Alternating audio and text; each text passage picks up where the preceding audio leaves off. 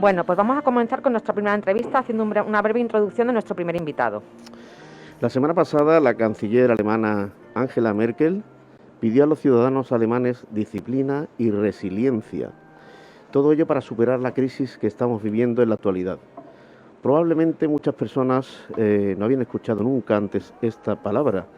Sin embargo, otras muchas ya la habían escuchado en alguna ocasión, pues esta palabrita está de moda y se está empleando mucho últimamente.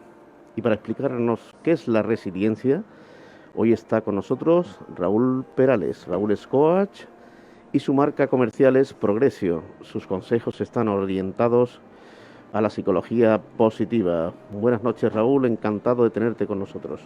Buenas noches, muchísimas gracias por acogerme por aquí.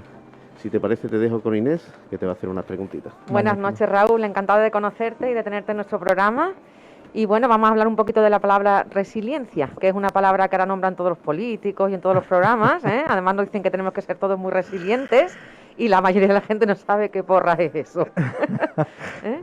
Desafortunadamente no está de moda, ¿no? Porque cada vez que se acude a la resiliencia quiere decir que no vienen muy bien dadas, ¿no? O que la situación que estamos pasando y que estamos atravesando pues necesita de este tipo de habilidad cognitiva, que de entre las 1001 definiciones que hay en psicología y las distintas universidades y corrientes de pensamiento, fundamentalmente es la capacidad de superar adversidades y de crecer como persona, de crecerse como ser humano, de tras haber superado ese tipo de adversidades, pues volverse más resistente.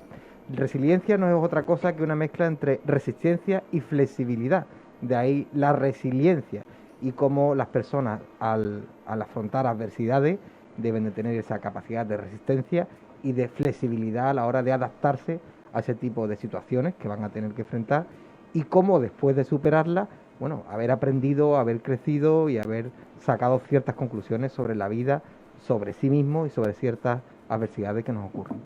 Hombre, en cierto modo todas las personas pasamos por momentos complicados, ¿no?, en la vida, que nos van enseñando poco a poco, y hay gente que tiene más capacidad de llevarla mejor que otras, dependiendo de pues determinada personalidad, o también hace mucho los apoyos que tengas, y la familia o las circunstancias hacen mucho lo que te acompañe. Pero bueno, es verdad que el ser humano es capaz de superar casi todo.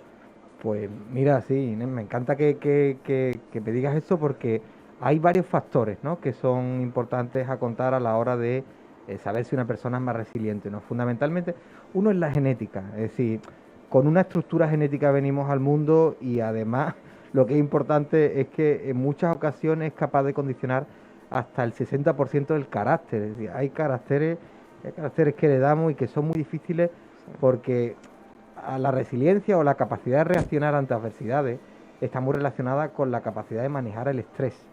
Claro, o de manejar el distrés, ¿no?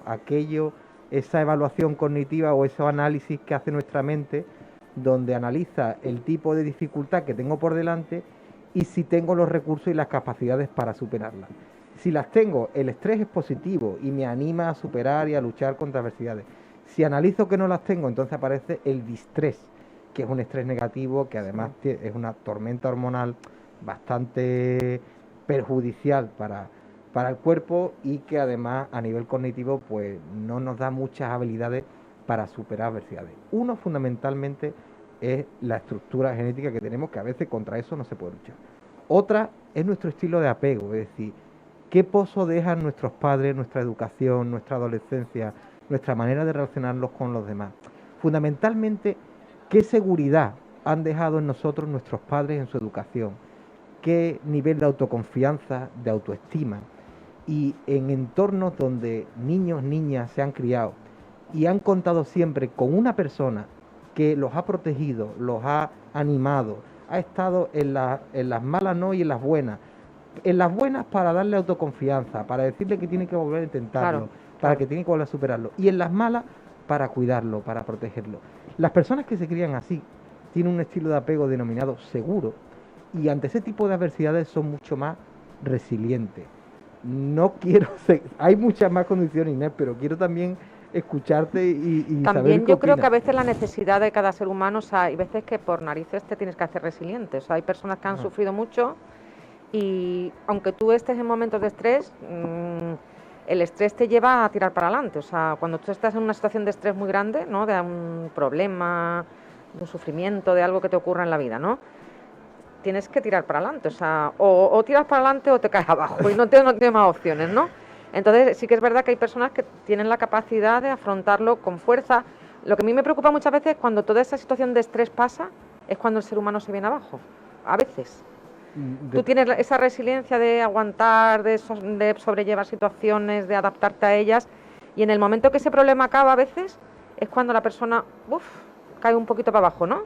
La diferencia, lo que diferencia a todos los seres humanos en ese aspecto, mira, hay una cosa importante que dice, porque cuando tenemos que superar adversidades, sean las que sean, sacamos una fuerza interior brutal. Claro, y esa fuerza interior, por lo general, vienen cuando en la vida nos guían misiones con M o visiones con V que trascienden de nosotros. Es decir, si nosotros vivimos para y por nuestra familia, para y por nuestros hijos, para y por Dios, para y por Sevilla, para y por lo que sea, cada uno le empuje a tirar para adelante. Correcto, pero que no sea uno. Es decir, uno tiene mayor capacidad de resiliencia, de motivación y de enfrentarse a las adversidades cuando su motivo en la vida trasciende más de sí. Cuando se centra demasiado en sí, en yo quiero hacerme rico, o yo quiero... Bueno, no hombre, pero eso no es un problema, eso claro, ya es otra cosa. Eso es otra cosa, pero si mi motivación en la vida es esa, claro, cuando me venga una adversidad yo voy a resistir menos. Claro. En cambio, si mi motivación en la vida es mi familia, es mi pareja, son mis hijos, son otras cosas, es decir, es mi organización, es mi empresa, entonces ya tengo una motivación añadida. Ese también es un factor de resiliencia importante. Y fíjate que además una cosa muy importante que define el optimismo de las personas es el estilo explicativo. Es decir, todas las personas en el mundo pasan por adversidades, unas y otras. Y hay unas que tienen un estilo explicativo más optimista y otros más pesimista. En función de ese estilo explicativo, de ese sesgo cognitivo, de cómo analizamos la realidad y cómo nos la explicamos, nosotros podemos tener mayor capacidad de resiliencia o no. Y ahí sí me gustaría pararme un poquito, porque esto es complejo. Sí, cuéntanoslo bien. Fíjate que una persona es más optimista y me podría decir, hombre, entonces ¿qué más irresponsable? Cuando considera que las adversidades que le ocurren son culpa, entre comillas, de variables externas del entorno, que no son culpa suya. Afrontaremos con más optimismo esta adversidad si consideramos que viene de una pandemia o que viene de una crisis. Claro. Pero si considero que es que yo no he preparado mi negocio para... la culpa también, exactamente. ¿No? Si yo considero que no he preparado mi negocio para afrontar este tipo de cisnes negros, ¿no? Que diría un economista ahora que está muy de moda, ¿no? Claro, ese es un pensamiento mucho más pesimista. Si considero que mi negocio va mal porque tengo un evento o una variable externa a mí que está produciendo todo esto, es un pensamiento optimista. No debemos caer en la irresponsabilidad de que nada es culpa mía, claro, pero sí es cierto que descargarnos la mochila de la culpa ante ciertas adversidades nos permite levantarnos, aligerar el peso de nuestra espalda, metafóricamente. No, y además a veces la palabra culpa la vemos como algo, y la culpa hay que empezar un poquito a soltarla, porque tampoco podemos estar todo el día fustigándonos con la culpa. Yo creo que dentro de lo que cabe casi todo el mundo hacemos las cosas lo mejor que podemos, lo mejor que sabemos, y bueno, pues a veces nos equivocamos y bueno, mientras no sean cosas graves, pues tenemos que tirar para adelante y ya está. Y si algo sale mal, pues venga, otra vez me levanto y otra vez voy para adelante. Totalmente de acuerdo. Es decir, porque si no... deberíamos sustituir la palabra culpa por la palabra responsabilidad. Sí. Es decir, la palabra culpa ata al pasado, lo que nos lanza continuamente. Es muy social también, ¿eh? Sí, y mucho de nuestra cultura, ¿no? Exacto. O sea, hemos vivido una cultura judeocristiana muy importante en nuestro país, en la enseñanza, en la sociedad, etcétera, y hombre, eso todos hemos tenido abuelas y tías y nos han explicado la moral, ¿no? Y cómo tenemos que ser y la culpa siempre es un recurso que deberíamos de abandonar poco a poco. Yo prefiero hablar a las personas de responsabilidad. Totalmente. La responsabilidad orienta al futuro y por lo menos, bueno, pues unas veces se gana y otras se aprende. Y las culpas no, bueno, pues tenemos ciertas responsabilidades. Por tanto, ese estilo explicativo de lo que pasa a mi alrededor o las adversidades que me ocurren, según como yo me la explique, y esto hay que ponerle voluntad a veces, es decir, cuando yo considero que algo me está yendo mal porque analizo que en ciertas cuestiones mi culpa, lo que tengo que pelear contra mi cabeza y empezar a buscar ¿En qué he fallado? ¿En qué he fallado un poco? O en qué variables están externas a mí están teniendo más peso, más responsabilidad en lo que me está ocurriendo. Esta manera de hacer un juicio, y el señor Adriansen, que es abogado, que sabe que en ningún juicio una persona tiene la culpa 100% él solo. Totalmente. Siempre hay un montón de factores alrededor de una persona. Externos, sí, que todo influye, claro. Sí, nadie nace criminal, ni nadie nace asesino, ni nadie nace... Vamos, a lo mejor algún caso, ¿no? Pero generalmente va acompañado de cosas que esa persona lleva atrás. Exactamente. Pues a lo mejor no es tan culpable, sino es culpa de sus circunstancias, ¿no? A veces, ¿no? Cuando me siento mal y percibo que hay ciertas cosas que me ocurren, de las que creo que tengo excesivamente la culpa, eso se conoce en psicología cognitiva como un PAN, que aquí, porque, bueno, es el acróstico de pensamiento automático negativo, que es lo que nos hace la cabeza y nos lanza yéndonos a responsabilizarnos absolutamente de todo. Y eso es contra lo que tenemos que luchar. Hay 3 pensamientos automáticos negativos contra los que tenemos que luchar para ser más resilientes. Una es la excesiva culpabilidad, es decir, creer que tenemos la culpa de todo en lo que nos está pasando. 2, creer que lo que está pasando no tiene ningún margen de mejora, es decir, que esto viene y no hay tutía, no, es decir, te lo come y te lo come y no te vas a levantar y no sé cuánto. Y el tercero es el catastrofismo, ¿no? O, bueno, pues esto va a arruinar mi vida y va a arruinar la vida de mis hijos y yo no me voy a poder levantar ya para los restos. Es decir, esos 3 tipos de pensamiento, que uno sería la culpabilidad o la internalidad, otro sería la indefensión aprendida, ¿no? O lo que se conoce como la incapacidad de hacer nada, es decir, esto me lo como... Te quedas bloqueado. Y te quedas bloqueado, muy buena definición. Es decir, te bloqueas. No puedes hacer nada. Y el tercero sería la catastrofización, si existe la palabra, ¿no? Y me la admitís, ¿no? El neologismo. Como decía Rafael Santandreu, decía la terribilitis. Sí. Lo que pasa es que, claro, haciendo alusión a lo que ha dicho antes de la culpa, y la tradición judeo-cristiana ha tenido mucha culpa, valga la redundancia, la palabra, que tú decías a veces que la palabra hace mucho daño, en verdad. Entonces, ¿cuántas veces hemos ido a una iglesia y hemos dicho por mi culpa, por mi gran culpa? Y eso es muy difícil de eliminar, de la cabeza. Es un anclado importante, ¿no?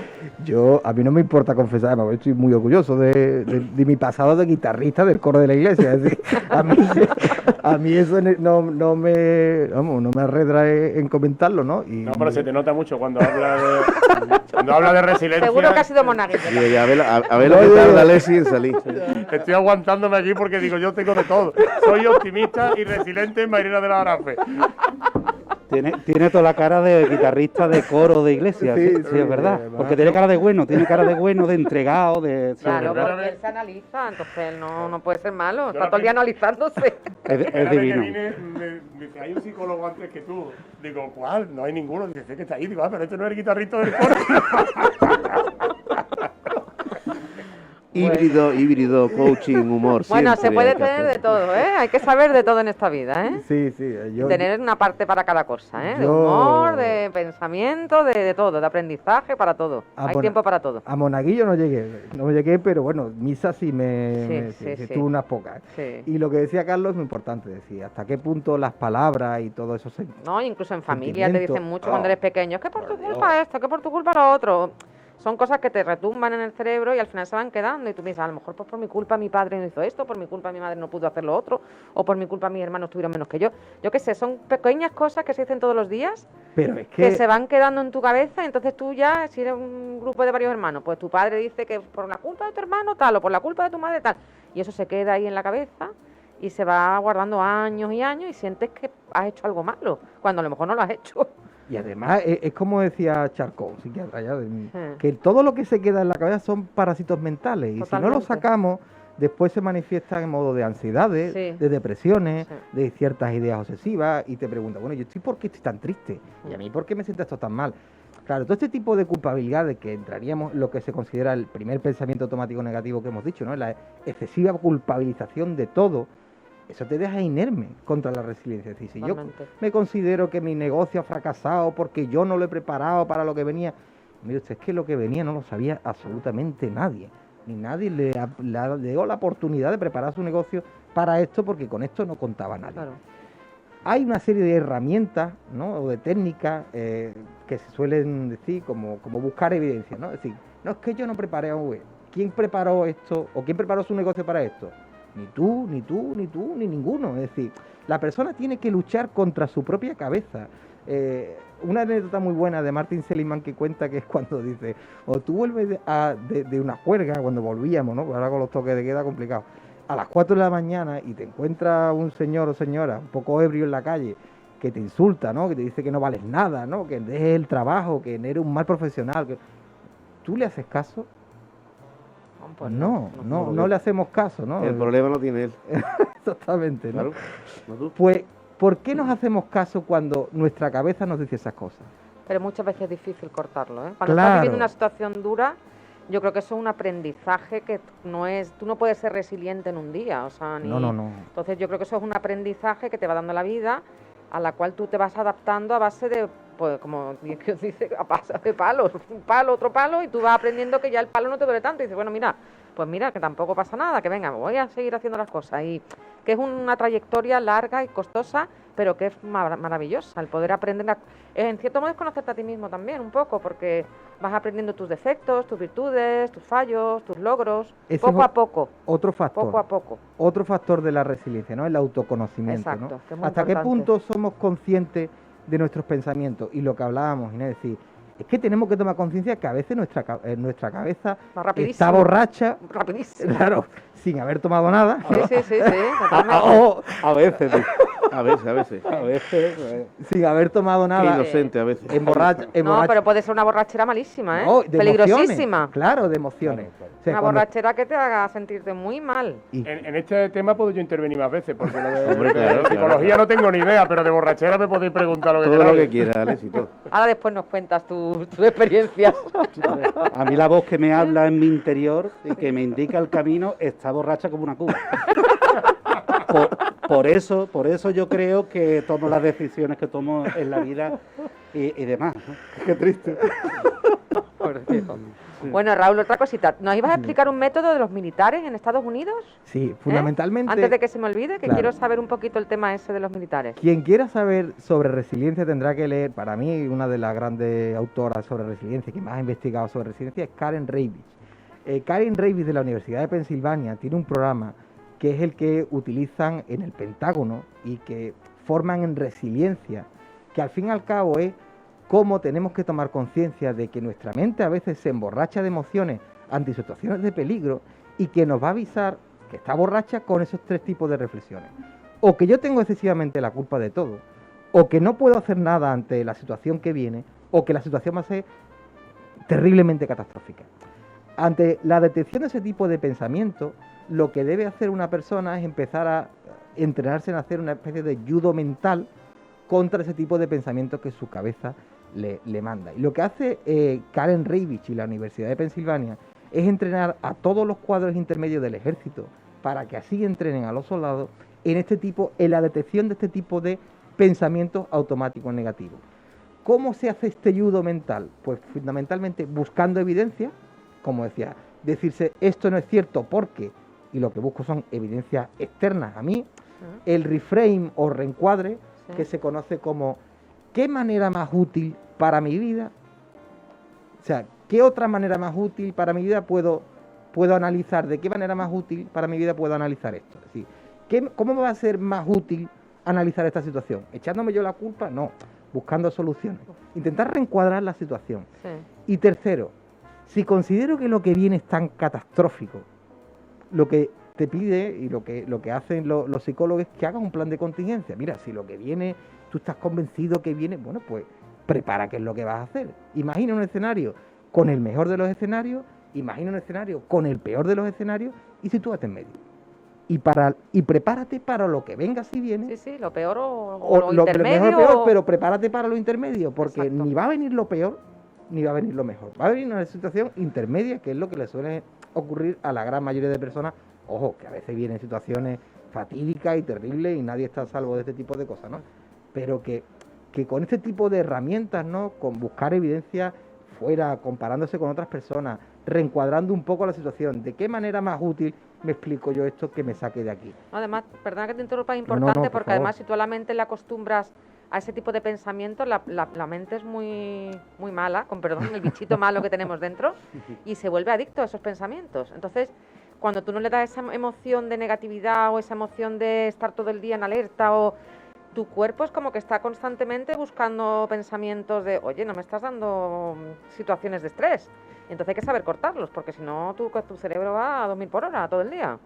Y mira, Inés, en el programa que yo hago en Progresio, cuando trabajo con yo le pido a las personas, a mis clientes, que me escriban sus PAN más recurrentes, ¿no? Sus pensamientos automáticos negativos más recurrentes. Todos entran por estos 3 tipos. O porque yo tengo excesivamente la culpa, o porque no puedo hacer nada porque el universo está contra mí, ¿no? Sí. O porque lo que viene va a arrasar con mi vida.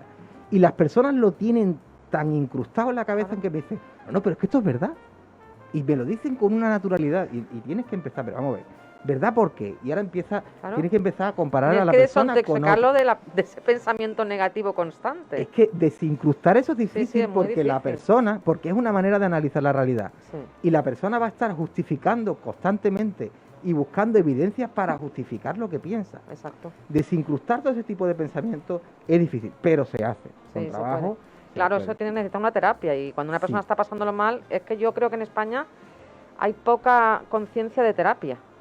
Sí, Ahora estamos empezando un poco, parece que la gente no tiene tanta vergüenza ir a un psicólogo, a ir a un terapeuta, o ir a un coach, o ir a un psiquiatra.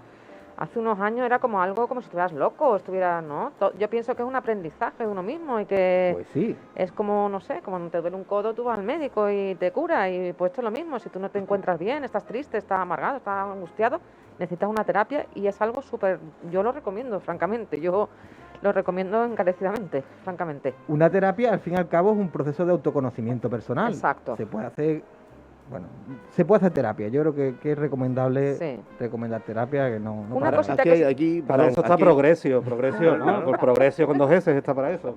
Aquí hay Digo un yo. par de comentarios de oyentes en directo en Facebook Live. Una nos saluda, se llama Loli Lancharro, dice buenas noches. Y Miguel Tenor dice, qué importante es aprender sobre la gestión de emociones y lo poco que se da en los colegios. Nada. Esa es otra. Eso es otra cosa que se había dicho que se iba a hacer en los colegios y nunca se ha llegado a hacer. Que iban a dar unos talleres de inteligencia emocional y no lo han llegado a hacer nunca. Están metiendo algo de mindfulness. Salud. Bueno, pero sí, no, bueno. no. Por ejemplo, yo sí, en primaria, secundaria, sí estoy viendo, mi hija Poquito, Lola, sí. que tiene 7 años ahora, para 8, desde hace un par de años sí me trae fichas con distintas caras, donde tienen que identificar distintas emociones, que tienen que analizar cómo se sienten, porque todo esto que, como bien decía Carlos, que viene del mindfulness, ¿no? Sí. Y de un modelo psicológico que es el modelo de Salovey Mayer, y que después Goleman se forró escribiendo un libro. Bueno, ese libro es el más vendido de la historia. Sí, pero la teoría es de otros dos, ¿sabes? Sí. Que no cogieron mucho. Pero sí es cierto que en ese modelo de identificar emociones, reconocerlas, saber por qué y gestionarlas, ahora parece que los colegios empieza a darse.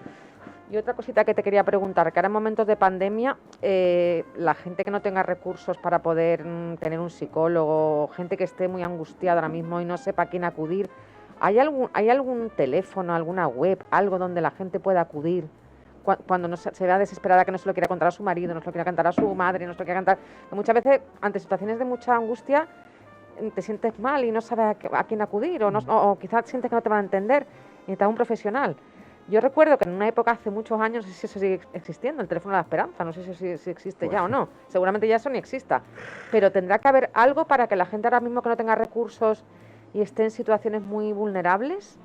¿Hay algo o no? Yo creo que el teléfono de esperanza no sé si existe todavía. Yo ni idea, yo recuerdo que existía aquello, pero sí sigue existiendo, ¿no? Sí, Vale. ¿no? Hay fundaciones todavía En que dan... momentos de mucha angustia, ¿no? Que este estamos tipo pasando de- momentos muy duros ahora mismo, ¿no? Sí. Y no todo el mundo tiene la economía de ir a un psicólogo, no todo el mundo sabe dónde ir. Yo invitaría a la radio que estableciera un servicio de este tipo. Es Eso decir, sí, yo lo veo importantísimo, que la gente pueda hablar con que- alguien que le comprenda, porque es que es complicado. Pues- Bueno, vamos a la publicidad y seguimos hablando. Perfecto.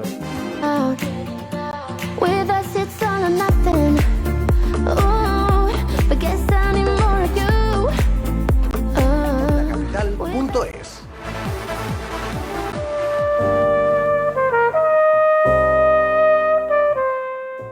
Bueno, pues después de haber escuchado a nuestros patrocinadores, ahora continuamos nuestra entrevista con Raúl Perales. Bueno, Raúl, pues entonces, como estábamos hablando de este tema de una especie de teléfono de la esperanza, pues bueno, queremos dar aquí una sugerencia de que alguien monte un programa de radio o algo para que pueda ayudar a todas estas personas. Antiguamente también era un programa que se llamaba Hablar por Hablar, yo no sé si sigue existiendo también. Y bueno, ahí la gente cuenta un poco su experiencia, sus cosas y se desahoga por lo menos. Y si les puede escuchar un psicólogo, pues bueno, pues es una forma de hacerlo de forma privada, que un psicólogo es algo privado, no tienes tú que... Y bueno, no tienes ni por qué dar tu nombre ni nada en la radio, puedes decir Claro. soy Pepita y me pasa esto. Por supuesto. Y lo vería algo pues bastante... Porque con los momentos que estamos viviendo tú, que pues me imagino que tratarás a muchísima gente, ¿qué es lo que más ves que inquieta ahora mismo a la gente? La incertidumbre, Claro. el miedo, la economía, la enfermedad, ¿qué es lo que tú ves ahora mismo que la gente está más angustiada? Fundamentalmente, Inés, por La lo que incertidumbre, la ¿no? gente, Quizá, claro, ¿no? pues la incertidumbre es no saber dónde se tiene que proteger, para qué se tiene que preparar, a qué se va a enfrentar. Esa situación es muy estresante porque la persona no Mucho. sabe por dónde se tiene que rearmar. Lo que sí es cierto y lo que hacemos en Progresio es que analizamos su modelo productivo, su como empresa como es, dónde cree que tiene las carencias y ponernos a trabajar en qué puede hacer él desde su empresa para que sea más fuerte y más resiliente. Claro. Lo que venga, eso, Claro, es que ahora mismo la gente no sabe lo que va a pasar una semana para otra, que si van a haber un ERTE, si no va a haber un ERTE, si nos van a quitar el ERTE, no, es todo desconcertante. Pero bueno, tenemos que Bueno, seguir para adelante y antes- ser resilientes. Tenemos un comentario antes de que terminemos nuestra entrevista, Sí, tenemos Carlos. un comentario de Alberto Sánchez que dice: buenas noches, ¿ves recomendable el mindfulness infantil, actividades para trabajar la atención plena en los niños a partir de los 3 y 4 años? muchísimo. O sea, muchísimo. 3, 4 años quizás son un poco pequeños, yo esperaría un poco más, ¿no?